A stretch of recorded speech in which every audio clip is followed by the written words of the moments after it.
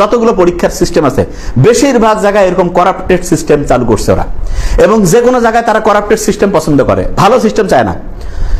শহীদ president Ziaur Rahman উনি কিন্তু BCS এর এত অসাধারণ একটা সিস্টেম করছিলেন, শুনলে অবাক লাগে, এত সুন্দর করছিলেন যে সবচেয়ে মেরিট যার আছে, ব্রেন যার ভালো, হ্যাঁ, যে পরিশ্রমী, দেশপ্রেমিক, সৎ, এইরকম লোকজনকে কিভাবে সিভিল সার্ভেন্ট মানে হচ্ছে সার্ভিসে আনা যায়, এই জন্য পরীক্ষার সিস্টেম এত অসাধারণ করছিলেন।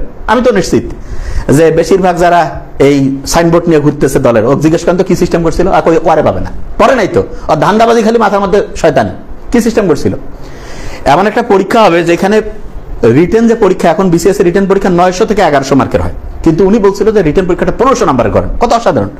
এবং একটা এসে একটা বিষয় নিয়ে লিখতে হবে 100 নাম্বার, 100 নাম্বারের, ওই 10 নাম্বার 20 নাম্বার না, 100 নাম্বার করে লিখতে হবে, ঠিক আছে। এবং তার মানে কি, সে যদি জানে তাইলে লিখতে পারবে, ওই 2-4-5 লাইন লিখে গোজামিন দিয়ে দিলে হবে না, রিয়েল যে জানে সে। শহীদ প্রেসিডেন্ট জিয়াউর রহমান কত অসাধারণ ছিলেন, আমরা পছন্দ করি কি কারণে, উনি কি আমাদের টাকা দিছে যে আমাদের নাম উনি আছে, কিন্তু আমরা ওনার ভুলতে পারতেছি না কেন, কারণ উনি ভালো ছিলেন, সৎ ছিলেন।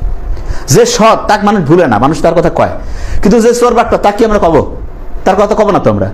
তা উনি যে ছিলেন, উনি ওনার যখন এই যে পৃথিবী থেকে উনি যে শহীদ হইলেন, তারপর ওনার যে এত লক্ষ লক্ষ মানুষ যে গেছে, কাউকে কি টাকা দিয়ে টাকি আনছে? নো, মানুষ মন থেকে গেছে, কেন, কারণ উনি দেশের জন্য কাজ করছে। তা দেশের জন্য যদি কেউ কাজ করে, মানুষ তার পিছনে দৌড়াবে। আর আপনারা কি করতেছেন, বিভিন্ন পার্টি এই যে লোকজন যারা গেছে, দেখেন তো চেহারাগুলো একটু ভালো করিয়া, যে এগুলো কয়জন হচ্ছে মানে হচ্ছে ভদ্রলোক নেই তা বলবো না, আছে, কিন্তু বেশিরভাগ পার্সেন্টেজটা দেখেন তো কিরকম। এই যে চোর বাটপার গুন্ডা বদমাশ আপনাদের পিছে পিছে ঘুরে কি কারণে, চুরি করবে দেখেই তো ঘুরতেছে, নিশ্চয়ই কোনো ধান্দাবাজি। একটা লোক কেমন সেটা বোঝার সবচেয়ে ভালো বুদ্ধি কি, তার আশেপাশে কারা আছে, আপনাদের আশেপাশে কারা, আপনারা দেখেন তো। ড্রাগ এডিক্টেড কত পার্সেন্ট আছে, ছিনতাইকারী কত পার্সেন্ট আছে, চাঁদাবাজ কত পার্সেন্ট আছে, মানসিক ঠকে টাকা নেয় কত পার্সেন্ট আছে, দেখেন না কেন? এগুলো কি কোনো মিথ্যা কথা বলতেছি, জানেন না আপনারা? দেশের সব লোক জানে, সবাই চুপ করিয়ে আছে, কাই কবে, আরে ভাই কল লাগবে তো।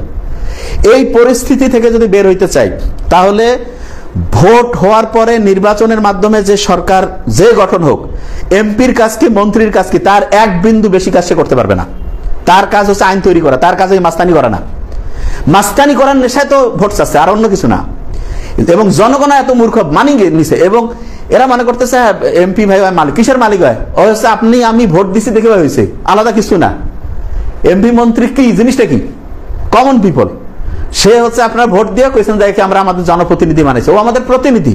প্রতিনিধি মানে আমাদের, দেখেন বুদ্ধি করে কি কাজ করছে, আমাদের প্রতিনিধি, তার মানে আমরা যাই কথা কব সেই অনুযায়ী উনি চলবে, উনি আমাদের কথাই শোনার টাইম নাই।